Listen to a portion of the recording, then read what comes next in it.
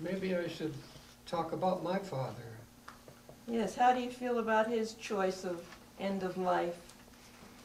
Well, he was a vain artist and lived a comfortable, economically successful life.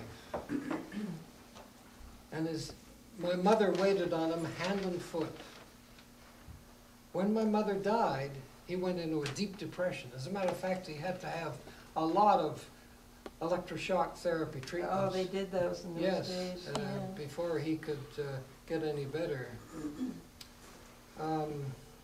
His idea of life was one where it was comfortable and everything was in his favor and there was no pain. So as he aged and got Parkinson's disease and shingles, things got bad for him. When he got the Parkinson's disease, he drooled and he cut off all outside social contact because he couldn't stand people to see him the way he was. And he must have lost that fine movement that enabled him to be a miniature artist. Yes, and things. Yeah. he lost that too. And when he jumped off the 11th floor of his apartment building in Miami Beach, I was sad, but I realized that maybe his thinking was that this was a way to solve his problem, but it was such a bizarre way of doing so. Mm. But you forgave him for that, or did you? Yes. Yeah. Oh, yes. Oh, good. So, what are you going to do if I go first? If I die first, how are you going to take care of yourself, Leon? With great difficulty. Although I've been married twice, and I'm in favor of marriage, so I'll probably carefully consider remarrying. Really? Rather than go to assisted living or be in a social situation? Well, I guess it all depends on what the situation is like at that time. Fortunately, we've completed all our documentation. We've bought insurance. Long-term care insurance. Long-term care insurance, yeah. and you know, we've both made our wills years ago, right? Oh, I've always had a will since I've had children, that is. Yes, likewise. And we've made our power of attorney for medical and our power of attorney for economic, and we've done our will and brought it up to date. So I can sign for you, right? Yes. Okay. Don't be in a hurry.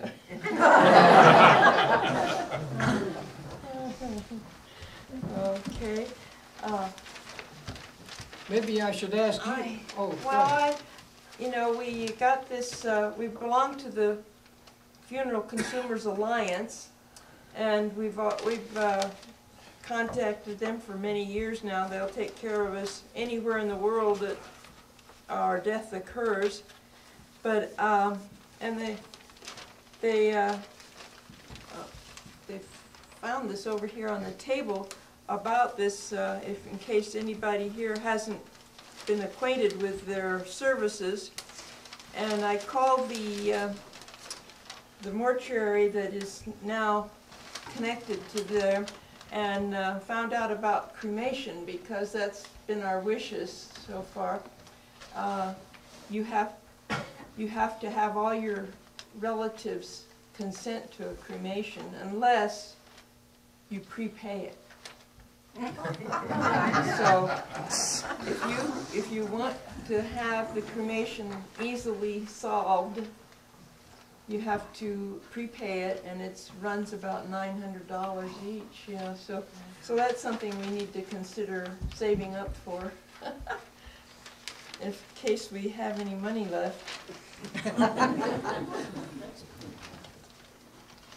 How will you manage when I'm gone? Oh. I mean, I'm older than you, so my chances of going quicker than you are pretty good. Well, Sooner, I mean, not quicker. I lived as a single person for 25 years before I met you. That's true. So I think I know how to take care of myself. I look forward to going into assisted living where somebody will cook me a good meal and have people around me so that I can play games and talk and enjoy the outdoors and things. That's what I want. Well, Grace had advanced directives, and she talked to you about what she wanted, right? How did she deal with it when it came time for her to make those decisions, or you to make those decisions? Well, if you remember, Grace had the same awful disease that Howard Morton had. And her mind was clear, but her body went to hell. The disease took over so much of her life that she left most of the decisions to me. But we did have advanced directives, and one thing she wanted was that if she couldn't swallow anymore, she didn't want a feeding tube put through her stomach wall so she could Get feeding and be nourished. nourished, yeah. But when the time came that she couldn't swallow anymore, we reviewed it, and she changed her mind, and she had the tube inserted. And I think that happens fairly frequently, that somebody can change their mind because the circumstances have changed. But the important lesson I draw from this is that your power of attorney medical should be somebody with judgment, not somebody who operates by rote and says, okay, well, that's the way it was. Or disagrees with your philosophies. Yes. For me, I want to be an under-consumer of medical care. I want, that's the way I feel now, is I want to save the medical system and the medical conditions and the medical money for my children and the posterity, whether they're related to me or not. That makes sense to me, Yes, too. I want to under-consume, have a green funeral, a green medical ending. Anything else you want to say? Well, how do you feel about dying itself?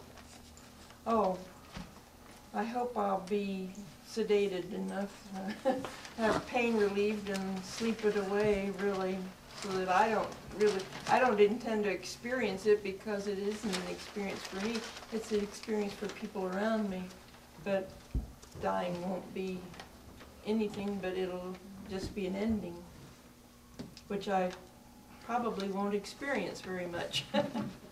Well, I think that dying is part of living, and I didn't used to think that way, but when I was mugged and had brain surgery and had an out-of-body experience, that really emphasized that. Really? Yeah. Did it change your feelings about the afterlife? Yes, I think it did, and also when I took my clinical pastoral education course, that reinforced those feelings that I've just expressed. And then when I was a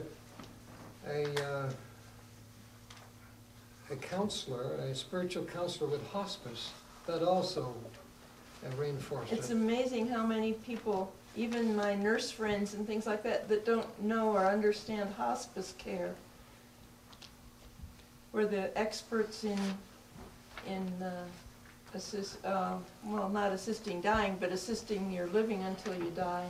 Yes. They balance pain relief with other needs. Well, we better get on to church now. It's Okay. time to go to church. Let's go. See you later.